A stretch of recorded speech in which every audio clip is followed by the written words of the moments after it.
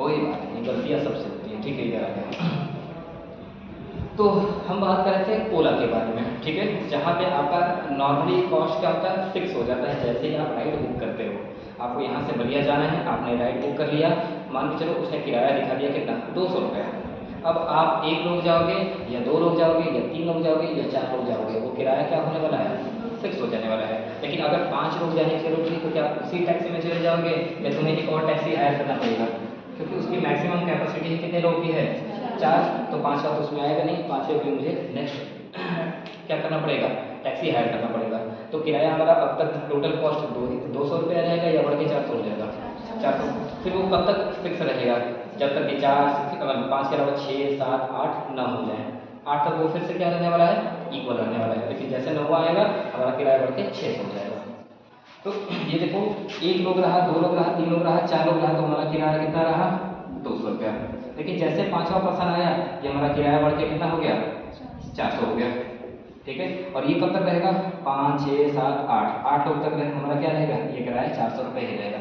लेकिन जैसे 9वां वाला पर्सन आएगा, ये हमारा किराया क्या हो जाएगा, बढ़ जाएगा, तो ये कितना हो जाएगा, 6 रुपया। फिर वो कहाँ तक रहेगा, 9 10 11 12।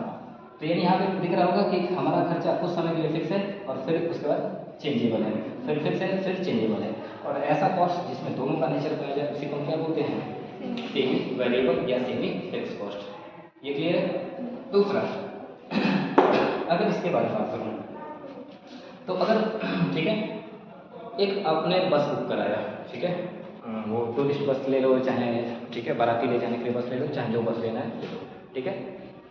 बस बुक कराओगे तो नॉर्मली उसका एक मिनिमम चार्ज होता है, मिनिमम चार्ज और मिनिमम पैसेंजर्स के लिए डिसाइड किया जाता है। अगर आप लोगों ने बस वगैरह बुक किया होगा तो ठीक है, जनरली टूरिस्ट बस वगैरह इस्तेमाल करते हैं ये लोग, ऐसा किराया तय करते हैं। वो बोलते हैं कि देखो भैया, चाहे बस में 1 लोग जाओ, बस की मान के चलो कैपेसिटी है 50 सीटर, 50 सीटर से बस, ठीक है, बड़ी बड़ी बस है, 50 लोग उसमें अधिकतम बैठ सकते हैं, ठीक है। हमने बोला यहाँ से हमें बलिया ले जाना है, तो उसने बोला देखो भैया, हम कम से कम 10,000 रुपये किराया लेंगे और वो 10 लोगों के लिए होगा। यानी अगर आप बस में 1 लोग बैठ के जाओ तो भी किराया कितना लगेगा, 10,000। 2 लोग जाओ तो भी 10,000, 5 लोग जाओ 10,000, 10 लोग जाओ 10,000। लेकिन जैसे ही 10 के बाद अगर पर्सन बढ़ना शुरू होंगे, हम हर पर्सन पे 1,000 रुपया बढ़ाना शुरू कर देंगे। यानी 10 लोगों तक हम कितना चार्ज करेंगे, 10,000 रुपया। लेकिन जैसे ही अगला पर्सन आएगा, 11वां बढ़ेगा, हम किराए को 1,000 रुपये से बढ़ा देंगे, 12वां आएगा 1,000 रुपये से बढ़ा देंगे। तो देखो यहाँ पे हमारा 0 से लेके 1 2 3 4 5 6 7 8 9 10 तक ये क्या है, 10,000 रुपये का ही किराया है। लेकिन जैसे ही 11वां बढ़ेगा, किराया हमारा क्या हो गया, 1,000 रुपये से बढ़ गया, ठीक है। अगला हमारा पर्सन बढ़ा, हमारा किराया क्या हो गया, 12,000 हो गया।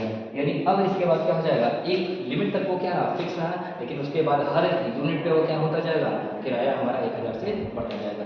जैसे जैसे नंबर ऑफ पैसेंजर्स बढ़ते जाएंगे, हमारा किराया बढ़ता चला जाएगा। अगर ऐसा भी नेचर देखने को मिलता है तो आपको दिख रहा है 10 लोगों तक वो क्या है, फिक्स, और उसके बाद वो क्या हो जा रहा है, वेरिएबल यानी चेंजेबल, ठीक। भले ही वो उसके बाद लाइफ टाइम के लिए हमेशा क्या हो जाएगा, चेंजेबल हो जाएगा, कोई फर्क नहीं पड़ता है। इसमें फिक्स और वेरिएबल दोनों है, इसको किस नाम से जाना जाएगा, सेमी वेरिएबल, ठीक।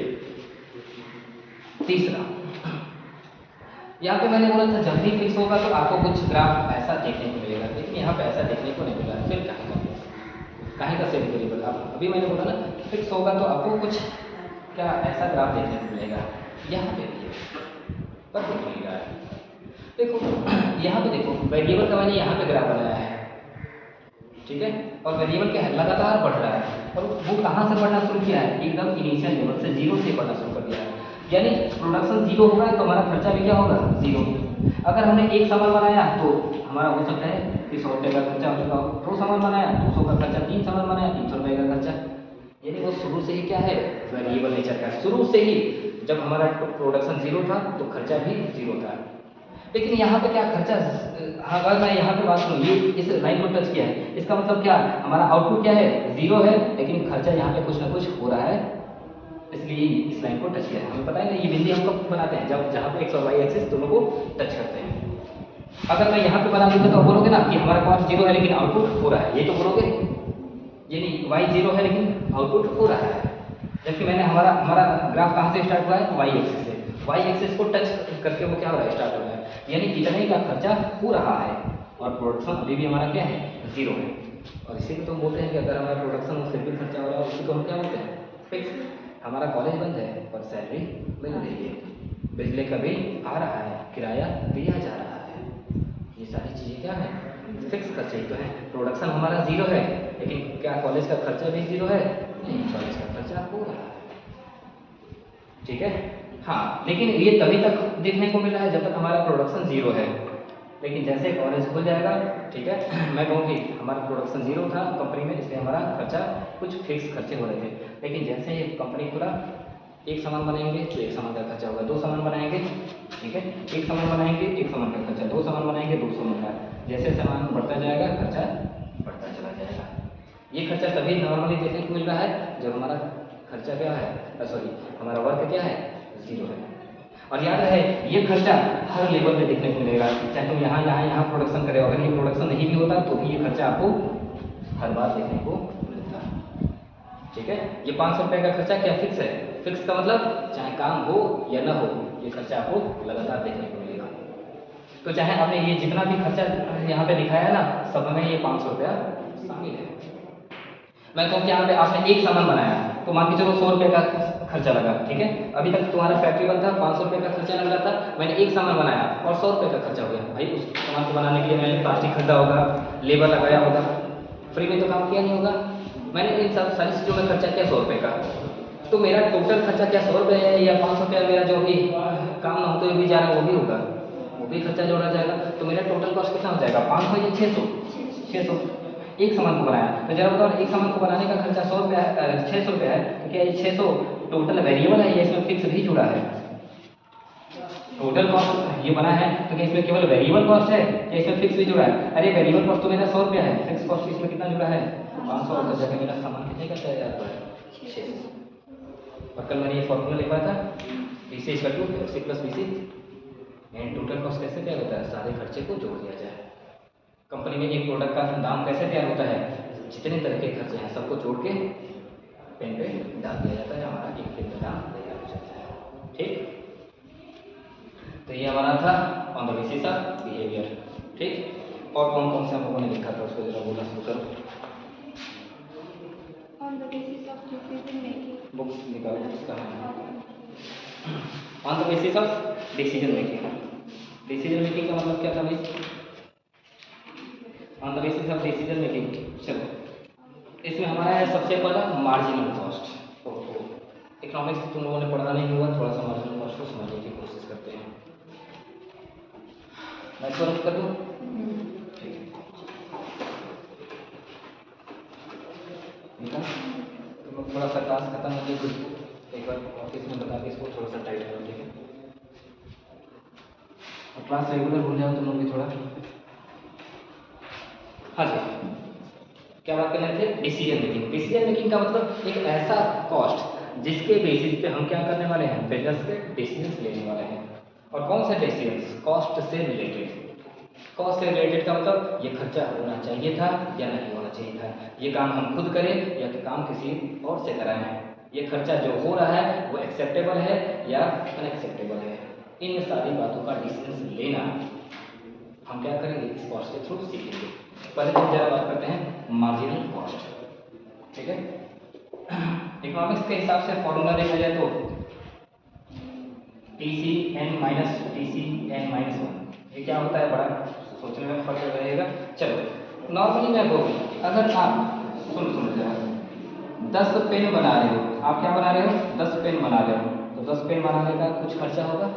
लेट से सपोज मैं कर लेता हूँ कि टोटल मान के चलो 60 रुपये का खर्चा है, मैं अपने मन से कुछ भी ले जाऊँ, ठीक है। 10 पेन बनाने का खर्चा कितना, 60 रुपये। अच्छा मैंने एक और पेन बना दिया तो टोटल कितने पेन हो जाएंगे, 11। क्या खर्चा अभी भी 60 होगा या कुछ बढ़ जाएगा, कुछ बढ़ जाएगा।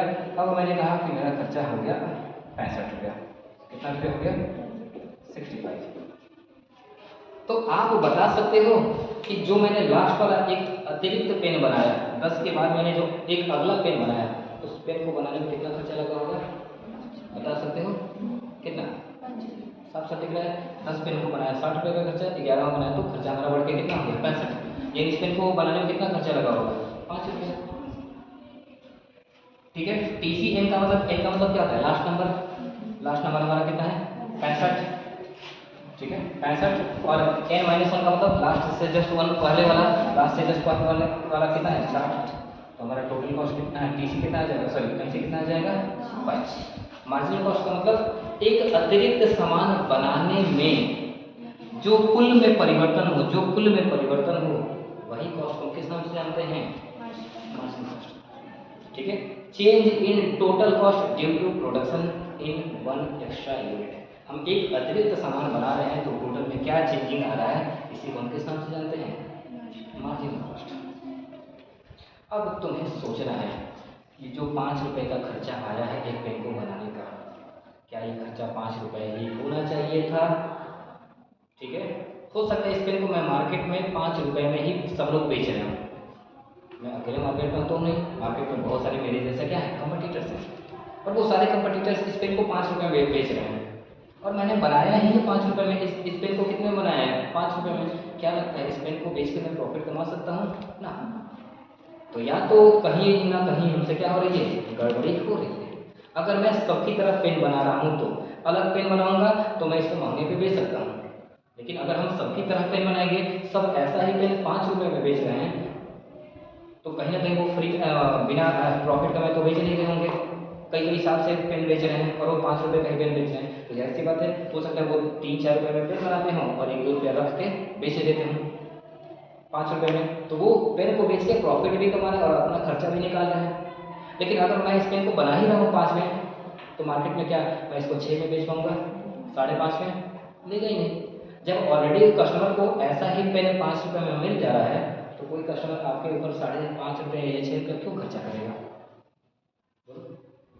तो हमें वहाँ पे अपने आप को चेक करना पड़ेगा कि क्या इस सामान को बनाने में कहीं कोई गड़बड़ी तो नहीं हुई है। क्योंकि मैं अपने कंपटीटर्स को देखूँ, अगर मैं कहीं से इन्फॉर्मेशन निकालूँ और पता चले कि अरे ये फलाने तो इसको 3 रुपये में बना रहे हैं, वो 2.5 रुपये में बना रहा है, वो बहुत बड़ी कंपनी है तो 2.5 रुपये में बना रहा है, क्योंकि बहुत एडवांस मशीन का इस्तेमाल कर रहा है। ये ठीक है, एडवांस नहीं है, लेकिन थोड़ा बहुत लेबर से काम कर रहे हैं तो थोड़ा महंगा पड़ रहा है, 3 रुपये में बना ले रहे हैं। वो फलाने और छोटा स्तर पर काम कर रहे हैं, 4 रुपये बना रहे हैं, लेकिन सब लोग थोड़ा थोड़ा प्रॉफिट कमा रहे हैं। हमने ऐसी क्या गलती कर दी कि जहाँ पे हमें प्रॉफिट 0 मिल रहा है, क्योंकि हम 5 को बनाए हैं, मजबूरी है मेरे पेन को कितने में बेचना है? 5 में।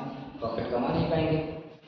तो मुझे बस ये डिसाइड करना पड़ेगा, पहले तो कंट्रोल करना शुरू करेंगे, ढूंढेंगे कि क्या गलती हुई है कि ये पेन 5 रुपये का बना। कहीं गलती है तो पकड़ो, सुधारो।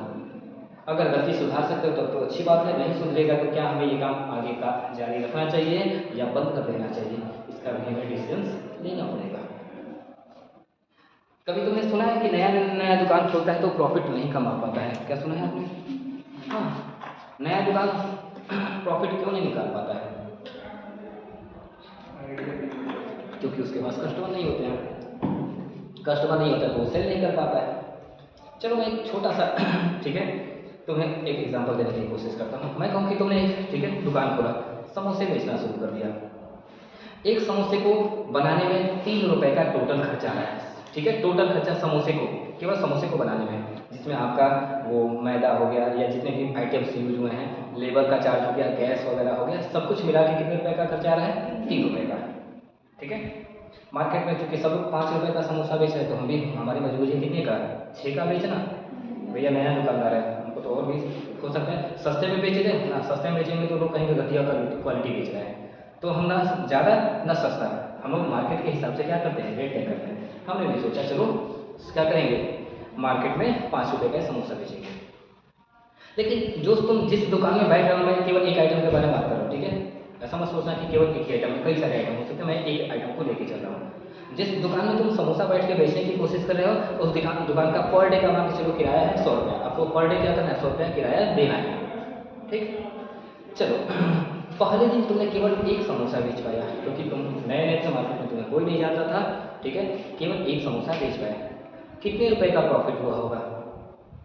3 का समोसा बनाया, 5 का बेचा, कितने रुपए का प्रॉफिट हुआ होगा? 2 रुपये का हो गया। लेकिन क्या शाम को जैसे ही हम 2 रुपया जेब में लेके जाने वाले थे, भाई 5 रुपये 3 रुपये हमने सामान में लगाया होगा, 5 रुपये आया होगा, तो 2 ही रुपये तो हमारे पास बचेगा। जैसे 2 रुपये को लेके घर पे जाने वाले थे तब तक शाम को किराया वाला आ गया कि भैया हमारा किराया दो। किराया कितना देना है? 100 रुपया। जेब में है कितना? 2 रुपया। 3 रुपया तो हमारा अपना ही खर्चा था। तो मैं 2 रुपया वो निकालूंगा अपना प्रॉफिट और 98 रुपया कहीं और से जुगाड़ करके उसको क्या करूँगा? 100 रुपये का किराया दूंगा। अगर मैं ओवरऑल प्रॉफिट की बात करूँ तो क्या हमारा बिजनेस प्रॉफिट में है या उल्टा 98 रुपीज़ लॉस में है?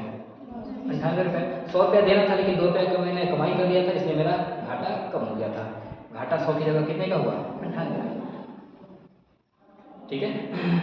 लेकिन मैं पूछूं, क्या अभी तुम दुकान को चालू रखना पसंद करोगे इनिशियल स्टेज पे? हाँ, तुम इस बात से खुश हो कि चलो स्टार्टिंग में भले मैं दुकान का किराया नहीं निकाल पा रहा हूँ, लेकिन जो समोसे में मैं खर्चा लगा रहा हूँ वो खर्चा वापस आ जाता है।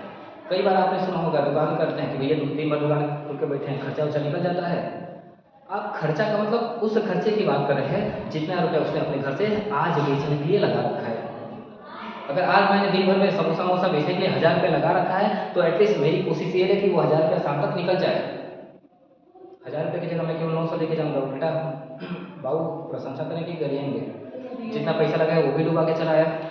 अरे ठीक है, प्रॉफिट नहीं कमाते लेकिन 1000 लगाया, 1000 लेके चले आते तो कहते चलो कोई बात नहीं, नए नए हो, कस्टमर्स मिले नहीं होंगे, लेकिन इतनी तो तुम्हारी औकात है कि जितना पैसा इन्वेस्ट कर रहे हो उतना पैसा रियलाइज कर ले जा रहे हो। कोई बिजनेस आपने देखा होगा कि डूब रही होती है, लॉस में जा रही होती है, लेकिन वो तब भी मार्केट में खड़ी होती है। क्या वो वास्तव में लॉस जाती होगी? ना, वो केवल इसका लॉस उठाती है, फिक्स कॉस्ट का। ठीक है, क्योंकि हमें पता है कि हमारा फैक्ट्री चालू रहे या फैक्ट्री बंद रहे, बंद होने का मतलब हमेशा में फैक्ट्री नहीं, बंद होने का मतलब हमारा काम रुका है। काम रुका होगा तो भी हमारे जितने भी मैनेजर्स या परमानेंट एम्प्लॉय होंगे उनको सैलरी देना पड़ेगा, हमें इसका किराया देना पड़ेगा, इसका बिजली बिल वगैरह भरना पड़ेगा, मीटर चार्जेज वगैरह देना पड़ेगा, हमें इसका इंश्योरेंस वगैरह कराना पड़ेगा। ये खर्चे होते रहेंगे चाहे तुम काम करो या ना करो। तो ये खर्चा तो करो ना करो हो होने से इसका कोई लेना देना नहीं है। किसका डायरेक्टली लिंक है? वेरिएबल का। तो एटलीस्ट इसमें हम जो पैसा फंसा रहे हैं वो पैसा तो वापस आ जाए, और तब तक कंपनी लड़ती है जब तक कि ये खर्चा वापस आ रहा होता है। जिस दिन ये भी खर्चा आना बंद हो जाता है हम दुकान को बंद करके आगे बढ़ जाते हैं। ठीक है, बात क्लियर है? ठीक है। तो मार्जिनल कॉस्ट के बेसिस पे हम कई सारे डिसीजंस लेते हैं कि हमें वो काम कंटिन्यू करना है या डिसकंटिन्यू कर देना है। अगर हमारा खर्चा निकल जा रहा होगा ये 5 रुपया तो हम काम को कंटिन्यू कर सकते हैं, लेकिन अगर खर्चा नहीं निकला होगा तो हमें सोचने की ज़रूरत है। ठीक है। दूसरा, हमें खुद बनाने की ज़रूरत है या हमें बना बनाया। हम आगे एक डिसीजंस पढ़ेंगे, मेक और बाय डिसीजंस। कई बार हमें खुद बनाना सस्ता लगता है, कई बार हमें बना बनाया खरीदना सही लगता है। कई बार हम लोग घर पे कोई खाने वाला आइटम बनाते हैं, लगता है यार इससे बढ़िया होता कि हम मार्केट से इसको खरीद के लेके चले जाते हैं, सस्ता पड़ता। चाहे वो पैसे के सेंस में सोचते हो चाहे मेहनत के सेंस में। कभी बार लगा है कि इसको बनाने से सस्ता पड़ जाता है खरीदना, तो वहाँ पे तुम बाई डिसीजन की बात करते हो। लेकिन कई बार लगता है कि खरीदने से अच्छा है हम उसको घर पे बना लें, सस्ता भी बन जाएगा, अच्छा भी बन जाएगा। तो तुम कंपेयर करते हो कहाँ पे मुझे कौन सा काम करना चाहिए। ठीक, तो हम वहाँ पे वो डिसीजन आएगा तो डिस्कस करेंगे। अगला है हमारा अपॉर्चुनिटी कॉस्ट, और काफ़ी इम्पोर्टेंट एक नाम होता है जो इकोनॉमिक्स में बच्चों को बहुत कंफ्यूज किया होता है। अपॉर्चुनिटी, अवसर लागत। हम कोई भी काम को सेलेक्ट कर रहे होते हैं तो कहीं ना कहीं उसके अगेंस्ट हम कुछ ना कुछ सेक्रीफाइस कर रहे होते हैं। जैसे जैसे आपके जेब में जो पैसा है क्या वो कहीं एक ही जगह इस्तेमाल किया जा सकता है या उसके मल्टीपल यूजेस हैं। हमें पता है मनी एक ऐसा ठीक है फैक्टर है जिसका हम कई जगह पे इस्तेमाल करके फ़ायदा ले सकते हैं। लेकिन तुम किसी काम को चूज़ क्यों करते हो? क्योंकि तुम्हें लगता है कि इन सारे कामों में ये काम मुझे सबसे बेहतर सेटिस्फेक्शन या बेहतर फ़ायदा देगा। तुम्हें 1 लाख हाथ में दे दिया गया, बोला गया कि दुकान करो, और तुम्हारे पास 10-12 दुकान का ऑप्शन है, कौन से दुकान को तुम चूज़ करते हो? जो 10-12 में सबसे बेहतर लगता है कि मुझे क्या करेगा, रिटर्न मिलेगा। तो किसी एक प्रोजेक्ट को चाहे चूज़ करते हो, बाकी 11 को क्या कर रहे होते हो, इग्नोर कर रहे हो। अपॉर्चुनिटी था कमाने का लेकिन तुम उसको क्या कर रहे हो, इग्नोर कर रहे हो, क्योंकि तुम सभी बेस्ट वन की तलाश में थे। अच्छा, कई बार होता है कि चलो मैंने जो धंधा शुरू किया था वो उल्टा दाव पड़ गया, जो सोचा था वो हो ही नहीं पाया, फायदा कमाने के लिए सोचा था उल्टा मेरा लॉस होना शुरू हो गया। तो जब इस हम धंधे को बंद करेंगे तो फिर किसको सेलेक्ट करेंगे? जो बाकी बचे हुए में क्या करेगा, बेहतर रहेगा। हम अपॉर्चुनिटी की तलाश क्या करते हैं, हमेशा बेहतर या बुरे। जब आपको अपॉर्चुनिटी मिलता है तो बेहतर की तरफ आप जाते हो या उल्टे बुरे की तरफ जाते हो?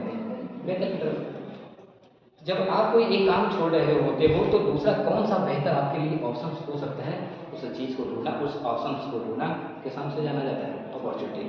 और जब शिफ्ट हो गए तो उसमें फ्री नहीं होगा, खर्चे होंगे। जब आप अपने बिजनेस को चेंज कर रहे होगे, फ्री में नहीं हो जाएगा, पूरा तुम्हें ढांचा बदलना पड़ेगा। फ्री में हो जाएगा या खर्चे होंगे, खर्चे होंगे। वो खर्चे तुम्हारे लिए एक्सेप्टेबल है या नहीं है, तय करना पड़ेगा। घर बनवा रहे हो, गलती से एक दिन तुम 2 दिन गायब रहे, मिस्त्री ने अपने मन से कुछ भी बना दिया, अब स्ट्रक्चर तैयार हो चुका है। अब तुम्हें ये देखना है कि तुम्हें लग रहा है कि अरे यार, या कई बार लगा है ना कि अरे यार ये रूम यहाँ ना बन के वहाँ बना रहता तो ज़्यादा अच्छा होता, कई बार महसूस होता है। लेकिन तुम्हें लगता है अगर पैसा बहुत है तुम तुरंत बोलोगे भैया इसको तोड़ो और सही करो, लेकिन तुम्हें लगता है कि हाँ पैसा बहुत लिमिटेड है, तो रहने देते हैं, एडजस्ट कर लेते हैं।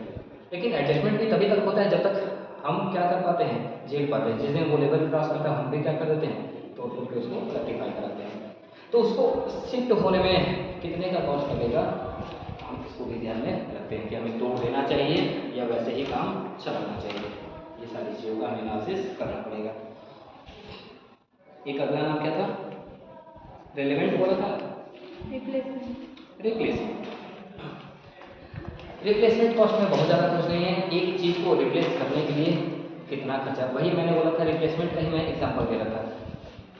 मशीन आपके पास बहुत है, क्या हमेशा उसी मशीन से काम कराते हो या कई बार उसको रिप्लेस करने की ज़रूरत पड़ती है, पुराने को नए से रिप्लेस करने की ज़रूरत पड़ती है। फ्री में होता है या कुछ खर्चे, एक्सेप्टेबल है, ठीक है, उसको बियर कर पाओगे या नहीं कर पाओगे, इस चीज़ को हमें देखना पड़ेगा कि हम पुराने हटाएंगे और नया लाएंगे तो उसमें टोटल कितने खर्चे पड़ जाएंगे।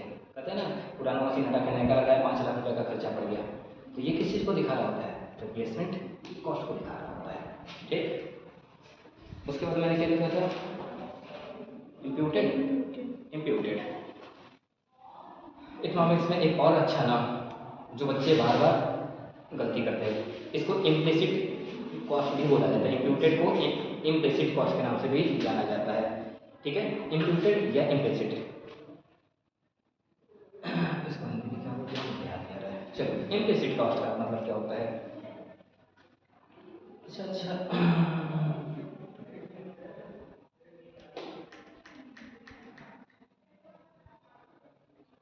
मुझे कुछ बढ़िया एग्जाम्पल याद नहीं आ रहा है, दे तो सकता हूँ लेकिन हो सकता है कहीं से मुंह पर जाएगा। चलो देने की कोशिश करते हैं। अगर मैं कहूँ कि बिजनेस आप कर रहे हो तो कई जगह लगता है कि हम खुद भी काम कर सकते हैं और कई जगह लगता है हमें लेबर रखने की ज़रूरत है। आप कई बार लेबर को न रख के खुद काम करते हो, तो क्या वो काम बिजनेस से वसूलते हैं लोग? अगर मैं कहूँ कि मुझे टोटल कॉस्ट निकालना है, चलो समोसा ही बना रहे हैं, ठीक है, समोसे की बात हुई, समोसे नहीं करते हैं। समोसा हम खुद बना रहे हैं या समोसा हम न बना के एक लेबर को रख के बनवा रहे हैं, क्या दोनों में टोटल कॉस्ट अलग आएगा या सिमिलर आना चाहिए? क्यों? लेबर चार्ज अलग अलग हो जाएगा। क्या मैं अगर मैं करूँ मैं वही समोसा जैसा वो बनाएगा वैसा मैं भी बनाऊंगा, कोई अंतर नहीं रहेगा। अगर मैं एक समोसे बनाने का 1 रुपया लेता हूँ तो क्या वो 2 रुपये लेगा? वो भी तो 1 ही रुपया लेगा, फिर काहे का अंतर है?